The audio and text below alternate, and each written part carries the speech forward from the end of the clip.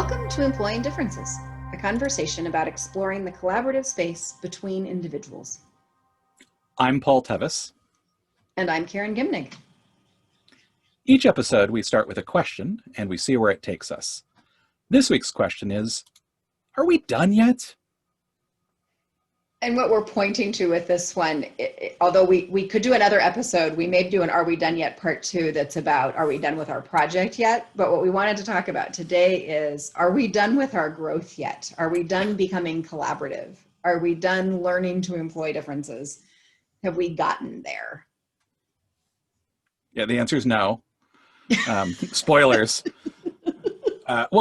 And it's almost like anytime we ask a yes-no question on this, the answer is almost always no, right? But it's no, because there is no done, right? I think our experience has always been that, my experience certainly has been anytime I feel like I'm growing a new skill or a new way to collaborate with people or a new way of working, right? It only just reveals like what it is that I don't know. Like I almost feel like I become more aware of my own ignorance the more that I learn, which is why there's never a done.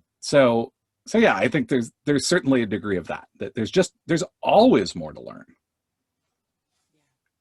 And I think that can be discouraging, particularly when I see groups that, okay, we want to be a collaborative, so we adopt Agile, we adopt Sociocracy, we adopt a thing, and we really study it and we learn it, and it is better. Clearly it is better, but we're not getting what the pamphlet said, right? We're not getting what we thought we were going to get. We don't have this beautiful flow. We don't all love coming to work every day. We still have conflict. We still have disagreements. We still get stuck on things. Why is that? And I think why is that is basically because you learned step 1 or step 2 or step 3 or step 4, but there is more to it. And there's more to it partly because we're just humans and we can always improve, but particularly there's more to it when you grew up in American culture and you're trying to be collaborative. Because American culture is not, we weren't raised for this. It is not a collaborative space. It's an individualistic space, it's a competitive space. And unpacking that is a long series of steps as you get further and further. And the truth is, it's not that you took the wrong first step. I don't think there is a wrong first step usually, but it's the step that you're ready to take at one point is the step you need to take then, because the step you eventually want to get to, you just aren't ready for yet. I think it can be very easy to get discouraged when we go off and do a 3-day workshop and we come back and everything isn't better. Everything isn't perfect. And actually the thing is, well, I was going to say things are probably better. Actually, they're usually worse before they get better because we try to do the thing and we do it in a really clunky way and in a way that isn't authentic, where we haven't internalized it. I had a conversation several years ago with my spouse when I was at a 10-day intensive retreat workshop sort of thing. And she basically said to me, so my concern is you're going to come home like you do for many of these things, not sounding like yourself. And it's true, because I would go off and I would learn this stuff and then I would try it, but I hadn't made it my own yet. I hadn't gotten it in my bones.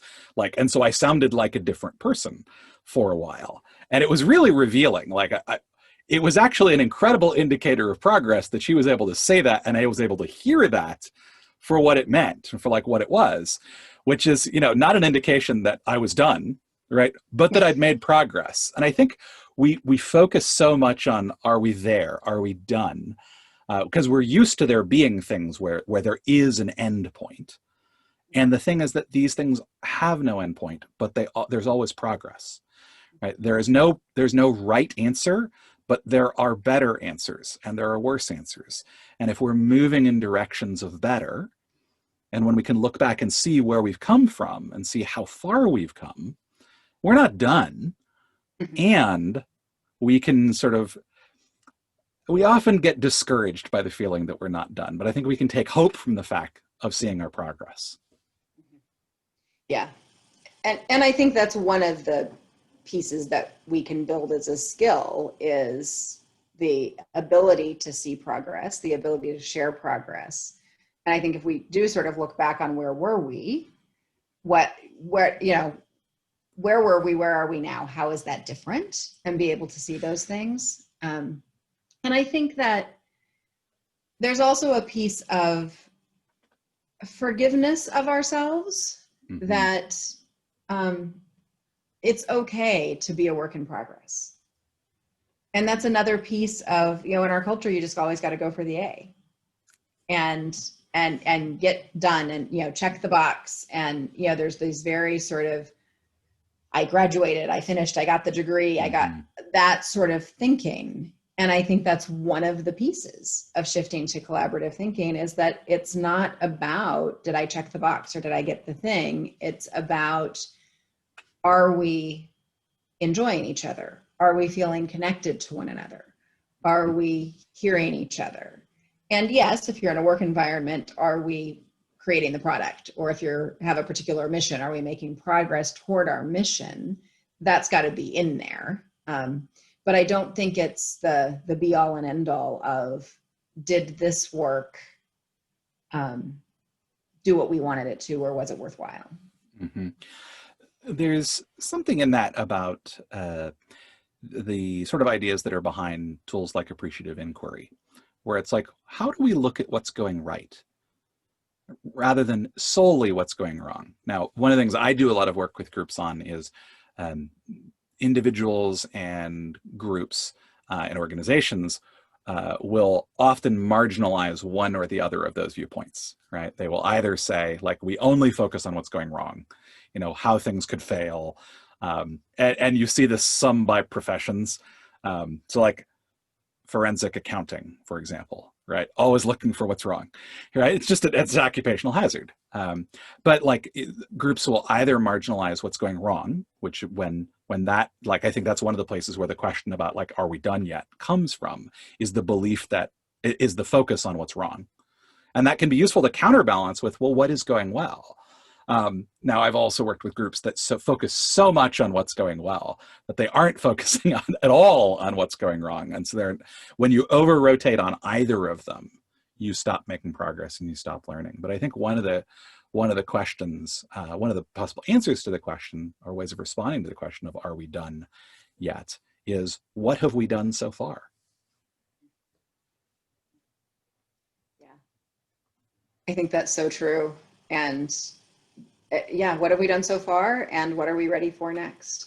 What are we ready for next is a beautiful place to be, because it's taking the sort of creative discontent. There's a place we want to be going and moving towards, but how can we get from, how can we take the positive emotional charge from that, like the useful gap? What's the next step we can take? What are we ready to do now that we weren't ready to do before? Yeah. So I think as usual, what we're saying is, as we're approaching this, you don't want to be in either extreme. You want to be in a place of balance. So are we done yet? Probably not. Have we done something? Almost certainly. And so where do we balance the two and look for what's the direction we want to go to next? Yeah. Well, I think that's going to do it for us for today. Until next time, I'm Paul Tevis. And I'm Karen Gimnig. And this has been Employing Differences.